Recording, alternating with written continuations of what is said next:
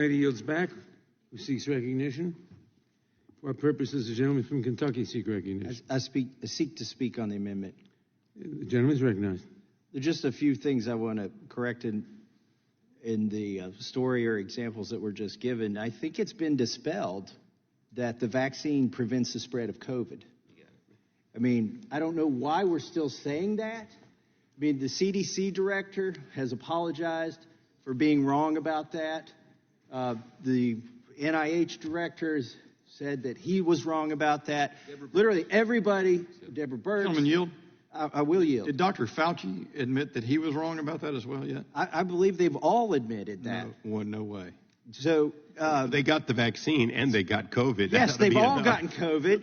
The president himself is contagious right now, even though he's had 4 shots of the vaccine, and that is why he's staying away from people. So I just take a little bit of issue that we are in a congressional markup, still perpetuating this falsehood that was propagated by the pharmaceutical companies that stood to profit by this. They knew it wasn't even true. Their tests with 50,000 people in the trials were designed not to explicitly not show whether it did or didn't stop the spread of COVID. So I'm just offended that we're still perpetuating that myth when virtually everybody has admitted that was a myth. And the reason we need to acknowledge that is the myth that underlies the entire rationalization for kicking somebody out of the military for not taking the vaccine. Would the gentleman yield? I will yield to the gentleman from California. I can't wait for January 3rd, maybe the 4th, when one of our early HRs restores those men and women, those brave men and women who asked for and were denied their valid exemptions, and we restore them to full active duty, which, by the way, will unring the bell of any question of a general or other than honorable discharge. And I look forward to working with the gentleman on that. I look forward to that, too. They should all be reinstated. None of them should have been given anything less than an honorable discharge at all for this.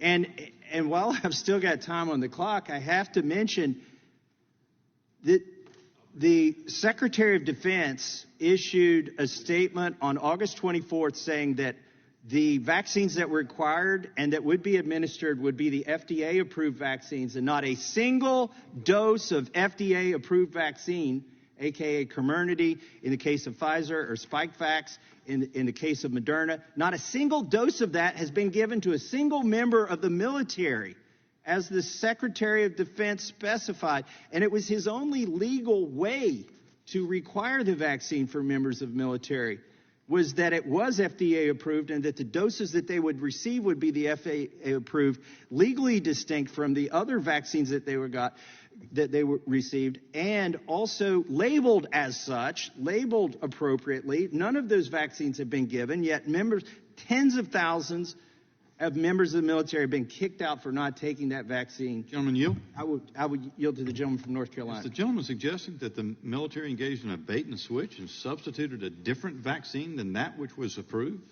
I am absolutely saying that what the Secretary of Defense is doing right now is illegal. We know it. I would characterize it as a crime in progress. Would the gentleman yield? I'm going to yield to Mr. Tiffany, who's asked. Yeah, I want to make sure I'm clear on this. Are you saying they've received the experimental use vaccine? The emergency use authorization vaccine is all they've received. Not a single member of the military has received the FDA-approved version. Well, it's good you're dispelling this notion that's out there that they're getting the FDA-approved vaccine. There are 2 notions I want to dispel, and I would give the gentlelady time to respond to this. The notion that the vaccine stops the spread of COVID. Would the gentlelady like to clarify her comments on that? Does the gentleman yield? I do. The point I'm making is that there's activity that service members could engage in that we would not find to be egregious.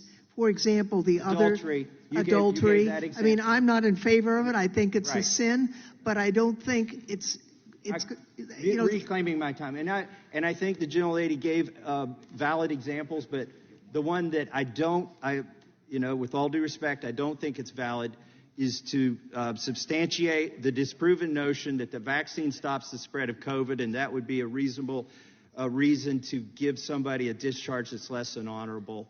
And with that, I yield back.